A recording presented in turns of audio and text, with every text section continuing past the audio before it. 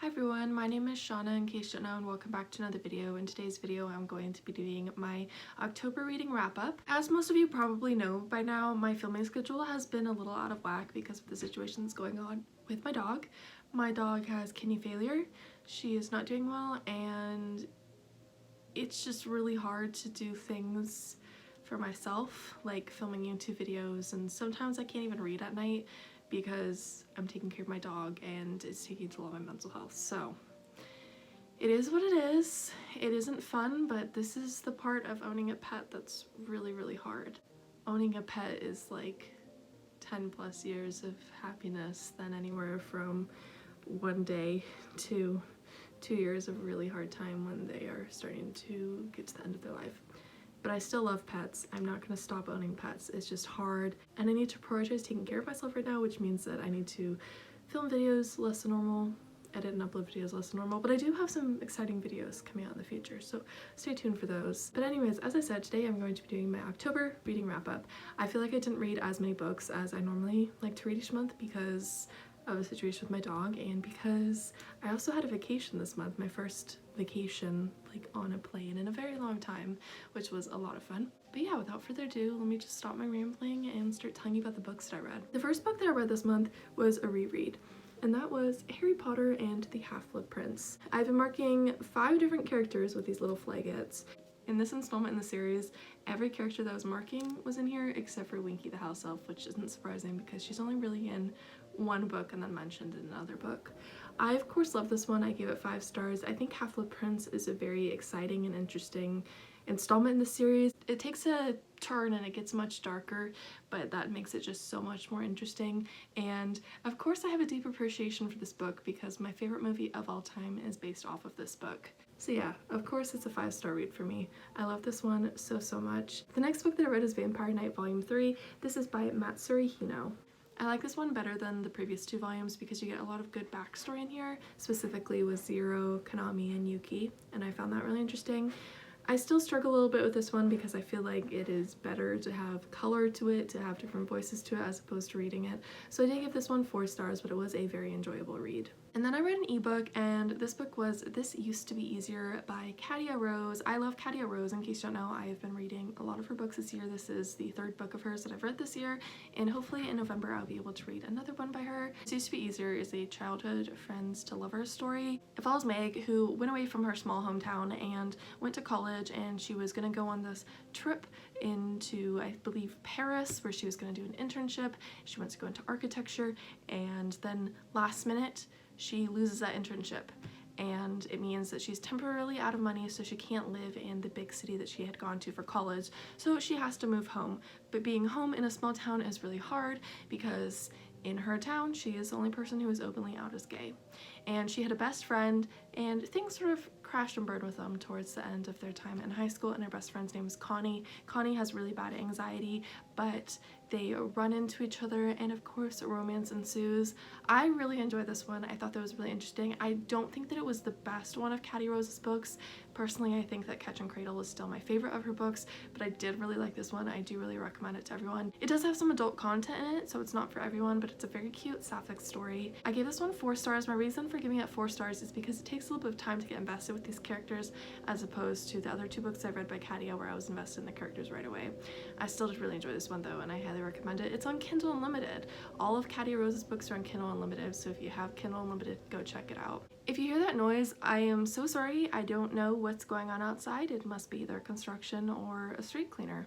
Anyways, the next book that I read is my least favorite one that I read this month, which isn't a surprise. I do have a sticky note on the cover of this one just because I tried to keep my channel like relatively kid-friendly. I mean, granted, I probably have some videos that are not kid-friendly, but the cover of this book isn't kid-friendly.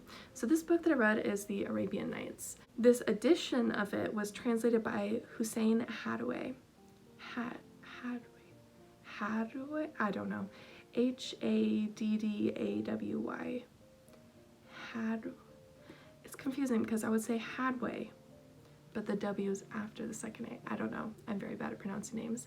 The author of this book is technically just listed as anonymous on Goodreads. Basically, the Arabian Nights normally has 1001 Nights. I have a version that only has 271 nights, I believe. But the Arabian Nights, the author is unknown, its origins are sort of unknown. They basically started out as these like tales that were told in different Muslim cultures way in the past. Then eventually they were written down. The translations that happened right after they were written down, like translations in different languages, specifically English, were not the greatest. And this translator decided to put a lot of time and effort into making this the most respectful and well-translated edition of the Arabian Nights. The Arabian Nights, the actual story, I feel like everyone has heard of the phrase the Arabian Nights, not everyone knows what it's about. The Arabian Nights follows this misogynistic king who decides that he can't trust women, so he decides that every night he's going to sleep with a woman and then he is going to kill them the next morning. But this girl decides to try and outsmart him by telling him a interconnected series of stories where they always leave on a cliffhanger so that he is going to be interested in hearing what she has to say next in the story. I thought that the history behind this book was really interesting because there's a very long like forward introduction here giving the history of it and giving like what the like translator did to like make sure that this is the best translation that he could possibly do. I found that to be interesting. However, the story as a whole isn't very interesting. It's very repetitive, it's very boring, and it is filled with misogyny nonstop. And the thing is, the overarching tale of this girl trying to outsmart the king, it sort of handles misogyny in a more respectful way in some sense, because it's letting this strong female attempt to outsmart the misogynistic king. However, in each of the individual tales, there's so much misogyny shoved in there at every twist and turn. Misogyny is hatred of women. In case you don't know, when misogyny leads men to sometimes attack, kill, and injure women, especially in this book, there's a lot of violence relating to women. I just felt there's way too much misogyny put in here, and there's a lot of characters who are viewed as like heroes of tales or like just good people in the stories that are doing like terrible things to women and that believe terrible things about women. So like I had an issue with that book. So I gave this one 1 star. Unfortunately, I understand why people would like this book. I like the history behind it, but I think it's okay to just not read this classic and just read about the history and why people appreciate this book and read about like how this book came to be. But I didn't like this one. I am so glad that I had a shortened version because I would have literally cried if I had the version that had all 1001 nights. Oh, and I should mention I did do another reading challenge this month. I did it in the Book Nerds group again, and the reading challenge I did this month was the Murder Mystery Challenge, which has been very interesting. It's also a team one though, and I feel like my team isn't the best at communication, so like we're not the best at this one and working as a team, but it got me to branch out and read some books that are in my comfort zone like this one. I don't think I'm going to do a reading challenge next month because I have 2 more books that I have to read to finish my like brain work, finish my goals for 2022. So I need to focus on that, and then also I really want to focus on catching up on arcs. I have a couple arcs that I've like won in giveaways I need to read. I have some books that I won in Goodreads giveaways I need to read as well, and I have like 1 NetGalley arc I need to read, and I want to read some sequels, so I'm just not gonna commit to a challenge next month. Also, my birthday month, November. This video may perhaps go up after my birthday, and if it does, then I'm 22, but if this video goes up before November 3rd, I'm still 21, but yeah, turning 22 this year. It's the Taylor Swift year for me, you know the song, I don't know about you, but I'm feeling 22, you know? Okay, let's get on with this. So the next book that I read is a sequel in this like series, and I've been reading this series like out of order, and the series is sort of like my guilty pleasure because I feel like I shouldn't be reading it because I am a full-grown adult. However, I still really like it, and yeah, it's cheesy, but I like it. This book is the Witch series, and I read the 3rd book, Finding Meridian. So Witch stands for Will, Irma, Tyranny, Cornelia, and Helen. So they aren't actual witches. It's just like their names spell out witch.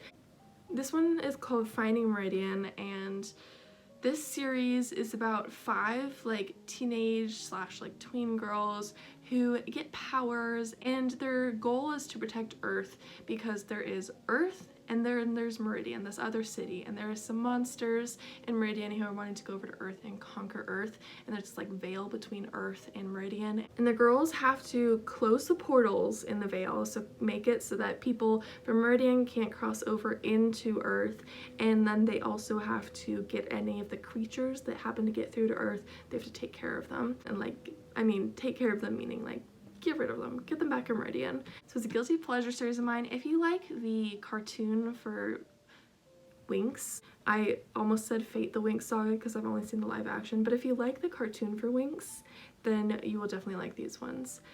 And you don't have to read them in order. I mean, I think you probably get more out of it if you read them in order, but I'm not reading them in order. So yeah, I gave this one 4 stars. I really enjoyed this one. I just find these books to be so entertaining and interesting, and I love these characters so much. And then the next book I read is a manga, and this one is One Punch Man Volume 2. The story is by One and the art is by Yasuki Murata. One Punch Man is a series that my brother told me to watch the anime of, and I haven't done that yet, so I decided to start the manga, and I'm really enjoying it. I mean, here's the thing, it's not very deep, okay? It's not a manga that you're gonna like read and then leave with some deep revelation about yourself or the world, and you're not gonna be super emotional reading the series because it's very much just quirky, silly humor. I do still find it really interesting. I really love the character designs. See, look at that guy right there. His name is Genos. I love Genos. I love his character design, and I love some of the humor in it. I mean, I don't find myself like laughing out loud. I never really laugh out loud at books unless they're super terrible, but I do find myself smiling because I find the humor to be fun. So I gave this one 4 stars. The story basically follows this guy right here named Saitama, and Saitama is basically like overpowered. He can basically kill everyone in one punch, but he's sort of like emotionless. He's like, oh, I sort of like can do this, like I can defeat every villain in one punch, so it's a little boring. So it's fun humor and fun designs, 4 stars, and I enjoyed this series. It's not one of my favorites, but it is a very, very enjoyable series. The final book that I read this month is another book in the Witch series. Oh, and I forgot to say the Witch series is adapted by Elizabeth Lenhard. So the Witch series was originally a TV series, and there's also like graphic novels, comics, and then there's these like chapter books that have comic inserts, which is what I've been mostly reading. See, there's like comic inserts, and then there's like actual text, you know? This one I enjoyed less than Finding Meridian. This one's also the 9th one in the series, The Four Dragons. The reason why is because this one is very much like a filler, and I found that there was some like petty teenage drama in there. This one is a filler, but it is still really enjoyable, so I gave it 3 stars. I enjoyed this one. I just don't think it gave that much to the series. I feel like it's one that you can easily skip and still enjoy the series and understand what's going on. And yeah, those are all of the books that I read this month. I hope that you found this video enjoyable. If you did, feel free to give it a thumbs up and subscribe to me if you haven't already. I have some exciting videos coming up on my channel. I don't have a consistent schedule right now because of the situation with my dog. Hopefully things get a little more stable with my dog because she could live much longer if she would just freaking eat her food, you know, and she doesn't want to eat because she's so nauseous.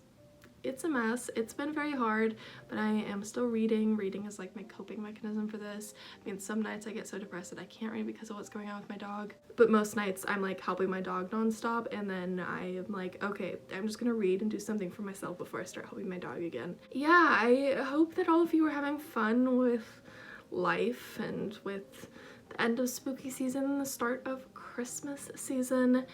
And yeah, I'll see all of you whenever I post next. I have tons of other videos uploaded on my channel, so if you are interested in seeing more of my videos, feel free to check out some of my previous videos. And yeah, that's really all. I hope all of you are having a great day, and I will see all of you in my next video. Until next time, goodbye.